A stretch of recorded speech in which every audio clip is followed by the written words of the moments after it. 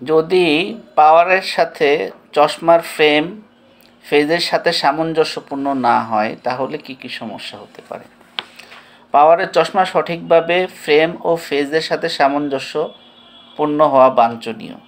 যদি তা না হয় নানা ধরনের শারীরিক ও দৃষ্টি সংক্রান্ত সমস্যার সম্মুখীন হওয়া সম্ভব। সেগুলো হলো: এক, দৃষ্টি সংক্রান্ত সমস্যা। দৃষ্টি অস্পষ্টতা। লেন্সের ফোকাল পয়েন্ট সঠিকভাবে চোখের সামনে না থাকলে দৃষ্টি ঝাপসা ও অস্পষ্ট হতে পারে। Double vision.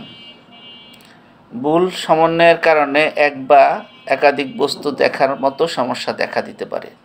দূরত্ব মাপার ভুল হতে পারে। ফেজের অবস্থান ভুল হলে দূরত্ব সঠিক উপলব্ধি করা কঠিন হয়। চোখের চাপ, আই স্ট্রেন। চশমার লেন্স সঠিক জায়গায় না থাকলে অতিরিক্ত কাজ করতে বাধ্য হয়, যার ফলে চোখে ক্লান্ত হয় এবং চোখে চাপ বাড়ে। মাথা ব্যথা ও বমি বমি ভাব হতে পারে। লেন্সের ভুল পজিশনিংয়ের কারণে মাথা ব্যথা ও বমি বমি ভাবের কারণ হতে পারে। লেন্সের প্রয়োজনীয় প্রিজমেটিক এফেক্ট সৃষ্টি হলে সমস্যা আরও বাড়তে পারে। বিষণ্ণতা ও ঝিমুনি। চোখ ক্লান্তি ও দৃষ্টি সংক্রান্ত সমস্যার কারণে বিষণ্ণতা ও ঝিমুনি হতে পারে। দৈনন্দিন কাজে অসুবিধা। কাজের সময় গাড়ি চালানো সময় দৃষ্টি সংক্রান্ত সমস্যাগুলো বিপদের কারণ হতে পারে। গভীরতা অনুভূতি।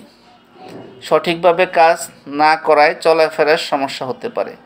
এ থেকে প্রতিকারের উপায়: চশমা সঠিকভাবে মাপা এবং বানানোর জন্য একজন দক্ষ অপটোমেট্রিস্ট ও রিফ্র্যাকশনিস্ট ও অপটিশিয়ানের পরামর্শ অনুসারে চশমা বানানো যেতে পারে।